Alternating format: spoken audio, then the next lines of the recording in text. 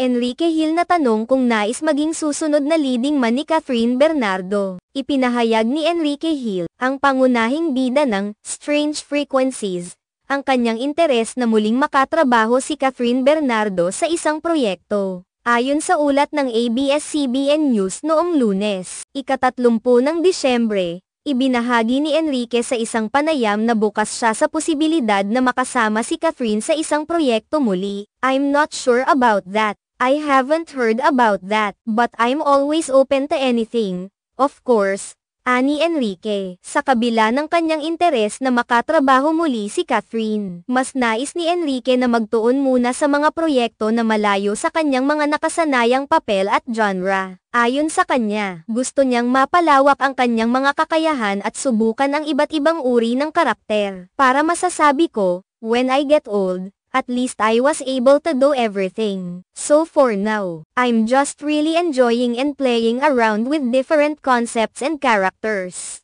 I'm just having fun," pahayag ng aktor. Mahalaga rin na maalala na minsang nakasama ni Enrique si Catherine sa teleseryeng Princess and I, na ipinalabas noong 2012.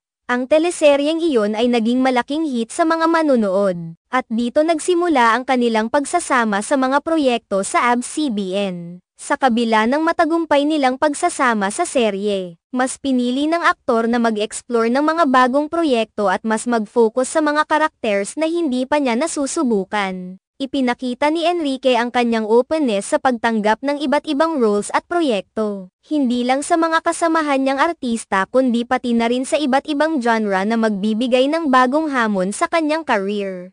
Bagamat may mga alingaw tungkol sa posibilidad ng muling pagsasama nila ni Catherine sa isang proyekto, sa ngayon ay tila wala pa itong konkretong plano. Ngunit ayon kay Enrique, nakahanda siya sa anumang pagkakataon na darating. Bilang isang aktor, ipinakita ni Enrique ang kanyang dedikasyon sa pagpapalawak ng kanyang kakayahan at hindi siya natatakot subukan ang mga bagong hamon na makakapagbigay ng bagong kulay at saya sa kanyang karera. Hinihintay na lamang ng mga tagahanga ng kanilang tambalan kung anong proyekto ang susunod nilang makakasama, at kung magtatagumpay pa ba ito tulad ng mga naunang proyekto nilang magkasama. Hindi may kakaila na si Enrique at Catherine ay isang paborito ng maraming fans, kaya't bawat pagkakataon na may mga balita tungkol sa kanilang muling pagsasama, tiyak na pinag-uusapan ito ng kanilang mga taga-subaybay. Bagamat wala pang tiyak na plano, ang posibilidad ng kanilang pagsasama sa isang proyekto ay patuloy na nagbibigay kasiyahan sa mga fan ng kanilang tambalan.